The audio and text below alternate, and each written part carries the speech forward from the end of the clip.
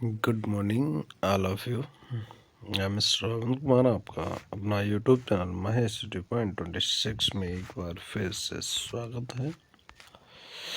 तो साथियों, जैसा कि अभी जो कॉमन एरर की जो सीरीज चल रही है उसमें हमने 33 क्वेश्चंस को ऑलरेडी कवर कर चुके हैं और जो 33 रूल्स बहुत ही इम्पोर्टेंट रूल्स थे।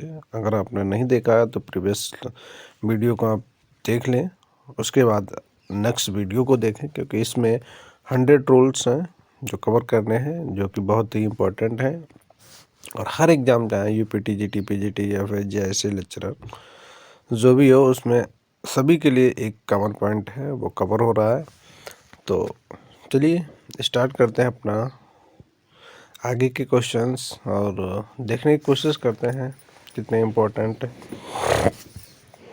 चलिए, when two a singular nouns, हमने उस दिन देखा था कि व्हेन टू सिंगुलर नाउन्स जो एंड जब दो सिंगुलर नाउन एंड से जुड़े होते हैं और point out the same thing and persons and will be in singular. जब दो नाउन्स एंड से जुड़े होते हैं और सेम दिखाते हैं, यानी एक ही व्यक्ति के लिए दोनों का यूज होता है, तो वो सिंगुलर काउंट किए जाते हैं और सिंगुलर वर्ब में उनका यूज होती है, उनमें सिंगुलर वर्ब ही यूज की जाती है। अब जैसे कोई भी यहाँ पर लिखा है ब्रेड एंड बटर लिखा है, ठीक है, तो ये क्या है, सिंगुलर है, ना कि हमारा प्लूरल है, क्योंकि ब्रेड एंड बटर एक ही चीज़ के लिए, यानी दोनों हैं, वो एक ही साथ यूज किए जाते हैं, इसलिए जो यहाँ पर सिंगुलर आएगा, मेक्स। ठीक है, चलिए रूल नंबर 44 देख लेते हैं फटाफट, जल्दी जल्दी थोड़ा देखते हैं। बाकी एग्जाम्पल सब तो हर जगह मिल जाएंगे, लेकिन रूल हमें रिवाइज करने हैं, वो हमें ध्यान रखना। One of always take the plural nouns after it. क्या होता है कि वन ऑफ जो होता है always takes in plural nouns after it. इसके बाद हमेशा प्लूरल नाउन होता है वन ऑफ के बाद, ये हमें ध्यान में रखना है। It is one of the important day in my life, incorrect हो जाएगा, क्योंकि यहाँ पर it is one of the important days होगा, ना कि डे होगा, तो ये हमारा ध्यान में रखना है। अब इसके बाद चलते हैं रूल नंबर 35 कह रहा है use of not only but also examines the sentence given below. अब यहाँ पे हमें देखना है नॉट ओनली व्हाट आल्सो का यूज करना है। He not only come for swimming but also for catching the learners, तो ये गलत है, इसको दे हैं ही कम्स आएगा।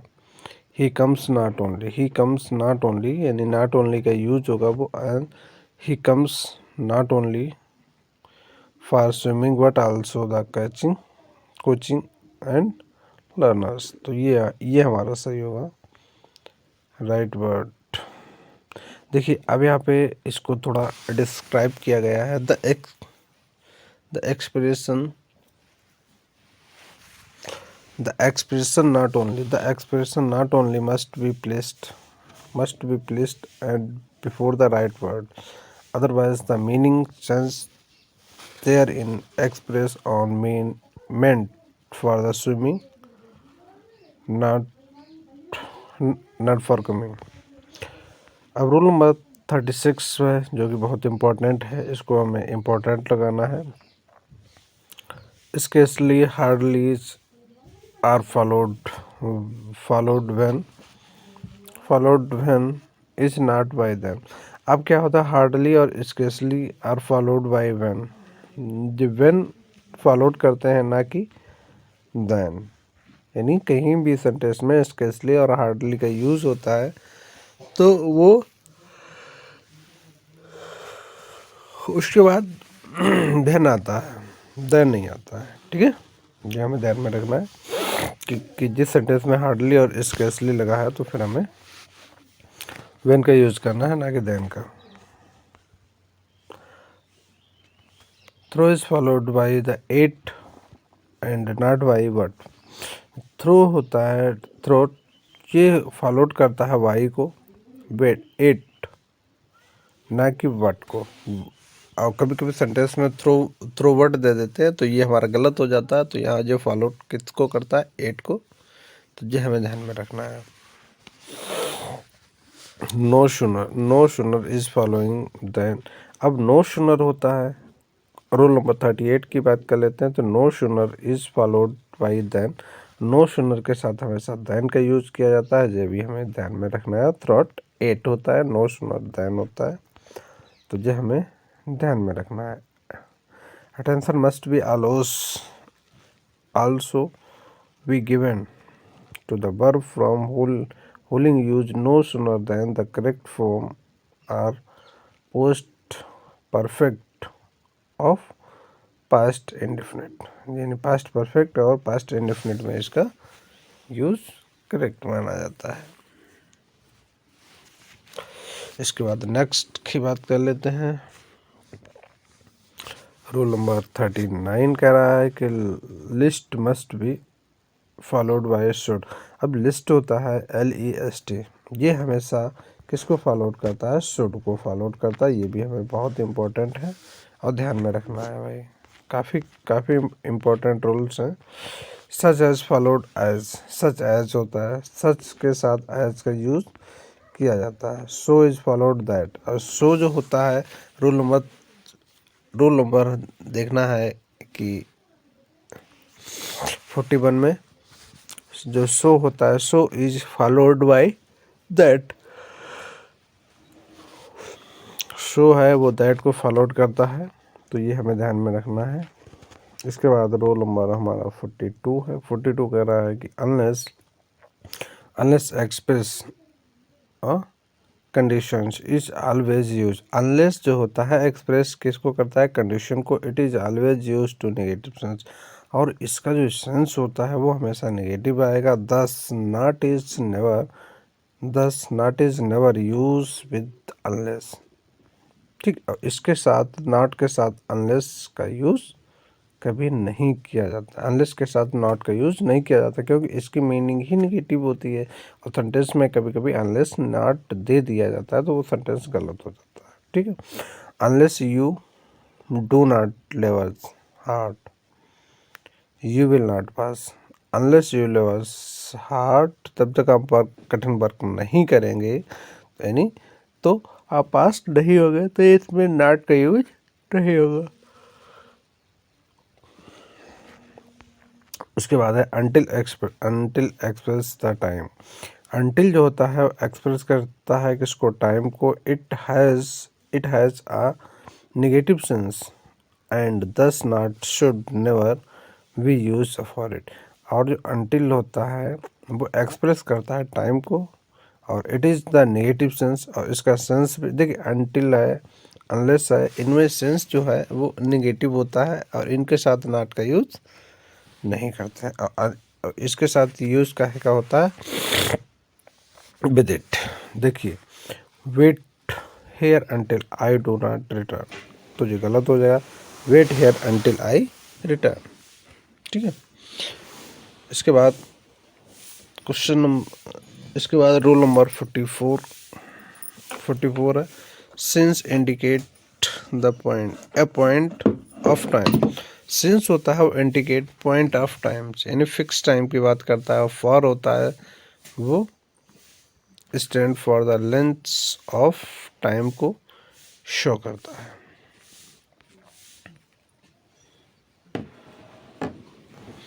इसके बाद चलते हैं 45 में, और 45 देख रहे हैं कि as if is suit of convey the sense of partitions when as if is used in this sense, verb is used in all cases even with third person singular. यानी थर्ड पर्सन जो होगा वो हमारा singular में आएगा, जैसे कि लिखा हुआ है। एग्जाम्पल में देख लेते हैं। He behaviour as he behaviour as he was a king. तो इनकरेक्ट हो जाएगा he behaviour as if he was नहीं, बल्कि यहाँ पर वर का यूज होगा। ठीक है। 45 क्वेश्चन रूल रूल नंबर 46 देख लेते हैं, काफ़ी इम्पोर्टेंट है रूल यहाँ पर। रूल नंबर 46 है a past tense in the principal clause in followed by a past tense in subordinate clause. अब होता है, देखिए, अब पास्ट टेंस, जो पास्ट टेंस होता है उसमें प्रिंसिपल क्लास होती है in the followed by up a past tense को फॉलो करता है सबऑर्डिनेट क्लास में। देखिए एग्जांपल में करेक्ट वाला देखिए, ही शा that the clock has stopped.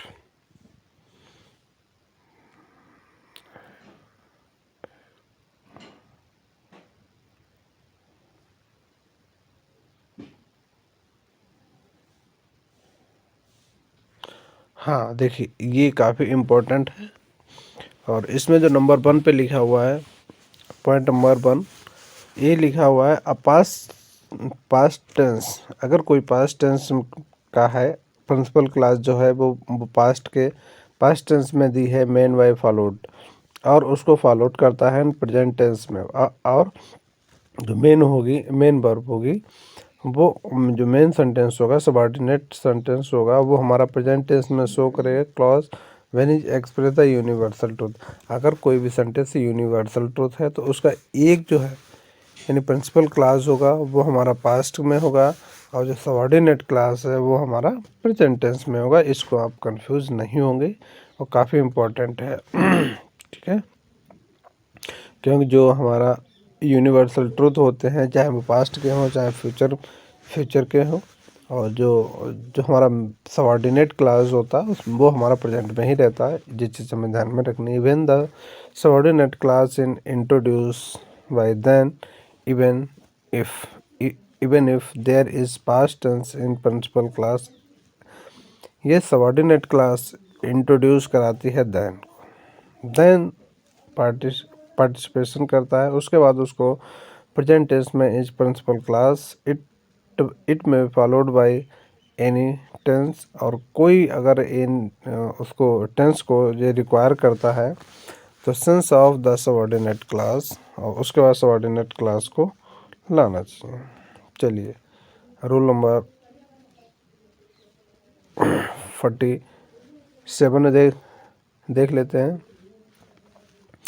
If two action in the sentence are so happen in past, यदि दो एक्शन एक साथ यूज किए जाते हैं, action sentence are the so in happening in the past tense में होते हैं, and one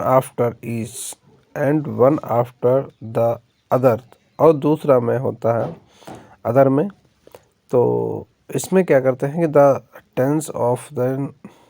tense of actions happening first should be present perfect and that of the second is past indefinite. यदि दोनों sentence दिए हुए हैं past में, past action को दोनों है वो दिखा रहे हैं, तो उसमें जो है एक सेंटेंस होगा प्रेजेंट इंडिफिनिट का, फिर जो और दूसरा इफ क्लॉज होगी वो हमारी जाएगी पास्ट परफेक्ट में। नहीं, सॉरी, पास्ट परफेक्ट में इफ क्लॉज आएगी।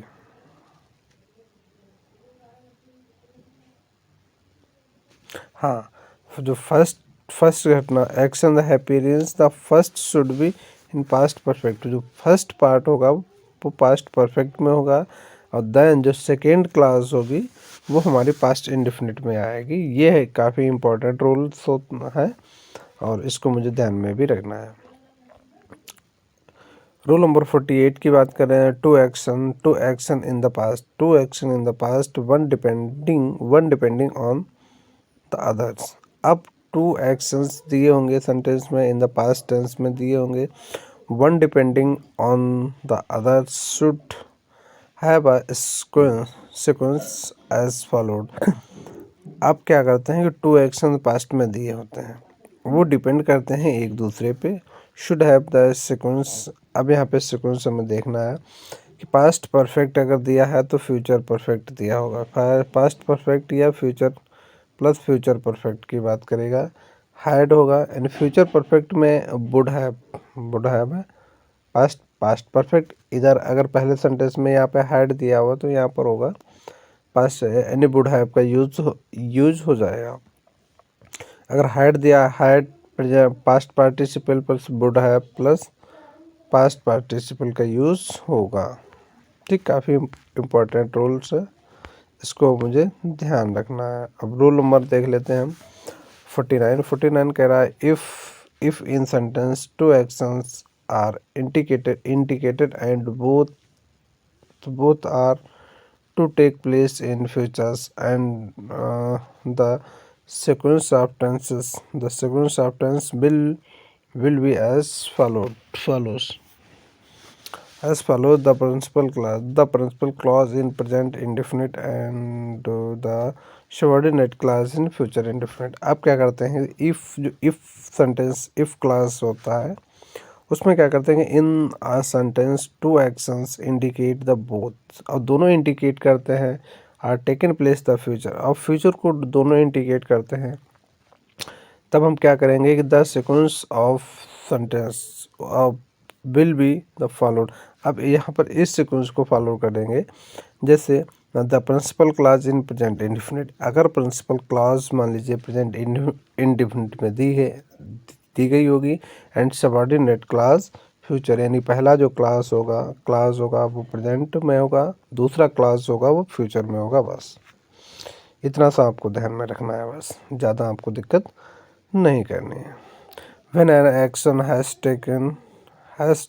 taken of 2 class of the sentence, it is used the both class according to requirement। आप क्या करते हैं, when the action has been taken place, यानी 2 क्लास में एक्शन सेंटेंस में दिए गए हैं, तो कभी कभी ऐसा होता है कि इनका use in both clause according to the requirement, जैसे उनकी रिक्वायरमेंट होती है वैसा उनको यूज़ कर लिया जाता है। एग्जाम्पल को यहाँ पर देख लेते हैं थोड़ा सा। My brother has done and it still doing excellent work for his organisations. ठीक है, और उसके बाद देख लेते हैं 41, रूल नंबर 41 कह रहा है 51, when there is a sense of continuity, that is when things।